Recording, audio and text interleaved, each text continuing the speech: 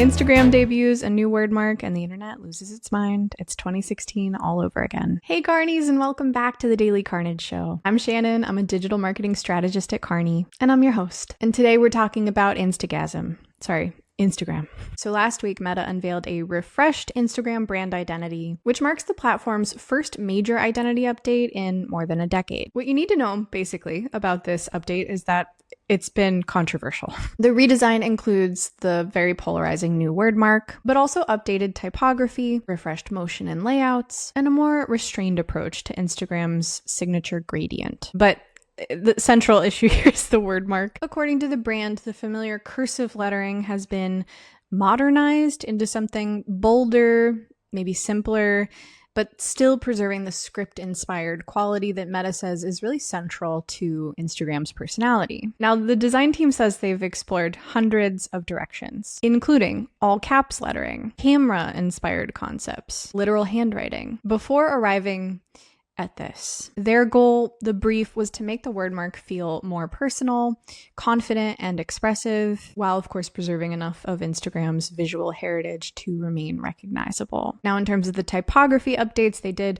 refresh the Instagram sans, and they've added a type called Instagram Pen, which is a handwriting-inspired typeface, as well as Instagram Mono, which is a mono-spaced font. And this family of fonts is of course intended to give Instagram more flexibility across everything from product interfaces to marketing and creator-focused experiences. And from here on out, Instagram's famous gradient will be used a little more subtly alongside updated motion layouts and UI elements. And the thinking here is essentially to let people using Instagram provide the visual fireworks and take kind of a step back aesthetically. And consistent with that, Meta is really positioning these changes as a redesign around its community and less of a traditional corporate rebrand. They say these changes are meant to put self-expression and creativity front and center, giving users' content more room to carry the energy of the brand. And this new word mark is already rolling out globally, with the broader identity continuing to roll out through 2026 and beyond. So you might be asking yourself, what's the problem? What are we doing here? What's going on? Well, like any good brand redesign, this has really split the creative community in two. If I, a lowly writer, may speak on behalf of my more mysterious cousins,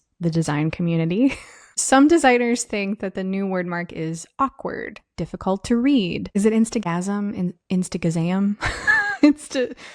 That it's sort of caught between two typographic styles. But others like it somehow, and they see it as a smart evolution that preserves Instagram's personality while giving the brand a more contemporary edge. Personally, I don't see it. But yes, the redesigned lettering combines handwritten and geometric elements. And to its credit, it's not consistent with the ultra clean sans serif aesthetic that's everywhere in tech right now. So I guess that's nice. But I think the problem is that for some designers, this combination feels less like an intentional, deliberate hybrid and more like two typefaces kind of fighting for control. But there's also the question of accessibility, because if a logo is difficult to read, how much personality is worth sacrificing legibility for? We are talking about Instagram, which has enormous brand recognition. So a fair question is, do they get permission to be more experimental? And some designers argue fairly that the word mark makes considerably more sense when you see it within the context it was designed for, which, to be fair, the social memes have effectively eliminated because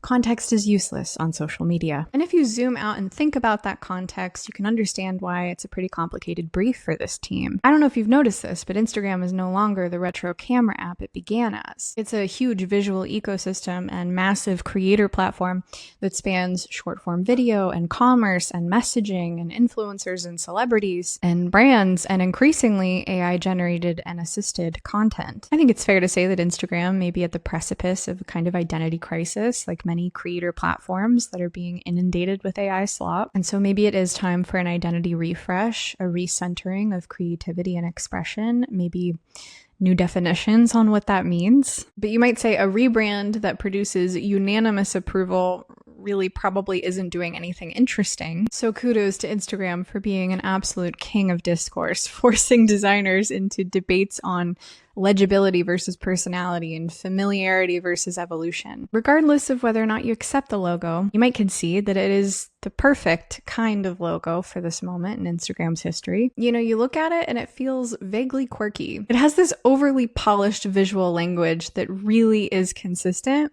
with AI generated content. Unusual letter forms, a mix of styles, a sense of, wow, that's creative, without an immediate obvious reason for any particular design decision. And I'm not saying that that design team consulted AI for the word mark, but I am saying maybe we're beginning to metabolize this visual language, which is sort of a horrifying thought, but I will leave that scholarship to the experts. But of course, brands are joining in on all of the good fun here. Let me pull up some of my favorites. We have KitKat adopting the typeface with the caption, "One thing that will never change, the importance of having a break," or a bezeq. Knorr, who apparently has 2 R's to spare here, with the caption, "The update no one asked for." And though I am against major AI companies making little jokes, because shut up, ChatGPT is pretty good. But before you wax all poetic about the Instagram script font that was, let me remind you of 2016. Sorry, I know literally no one wants to be reminded of 2016. However, Instagram's last major brand refresh came in 2016. And this is when the platform, if you remember, famously abandoned the skeuomorphic camera icon that we all knew and loved. This is when we got the colorful gradient logo, which to its credit became one of the most recognizable symbols in social media today. The old Instagram logo had been around since the beginning of the app in 2010. For my Gen Zers, this is pretty hard to imagine, but it was a Polaroid camera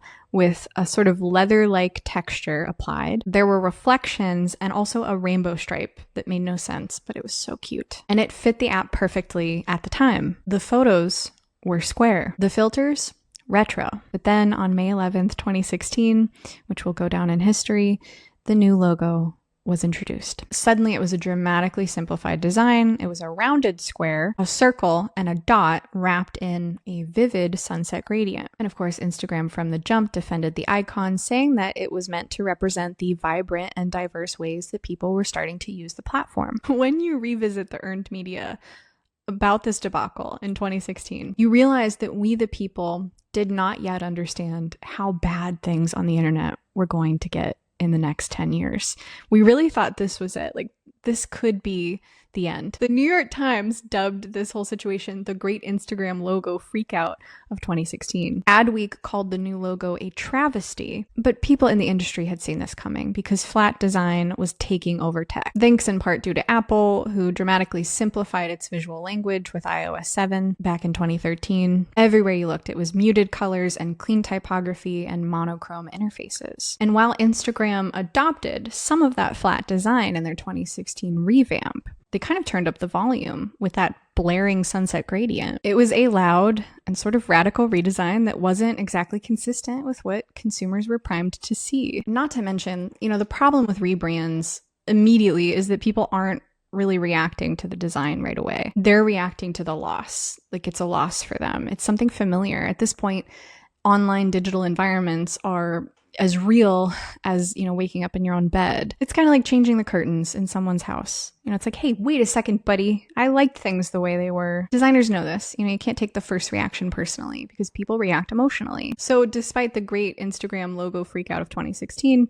Instagram did not reverse course. They just waited until the new identity became familiar. And a decade later, it's clear that that strategy worked because it's hard to imagine a different logo for Instagram now. This is evidenced by the fact that in 2022, Instagram brightened the gradient slightly and gave it more depth and refused to abandon it. Really, what started as, one of the most controversial parts of their brand identity has become one of its foundational elements. So the takeaway is that a rebrand doesn't necessarily need to be loved on launch day. And Jaguar, if you're listening, I want to clarify, nothing I'm saying applies to you. But sometimes the job of a new identity isn't to make people fall in love with it right away. It's transitional. It's transporting people from one era to the next. And there's going to be some early enthusiastic adopters, but for the most part, there's going to be a lot of tension. But if you're lucky, maybe you get some think pieces out of it. Maybe you get covered in the Daily Carnage show, and eventually people stop thinking about it. And then in 10 years, if you're lucky, when you try to refresh the thing that people hated, they take a knife out. Basically, you just have to survive the backlash long enough for familiarity to take over.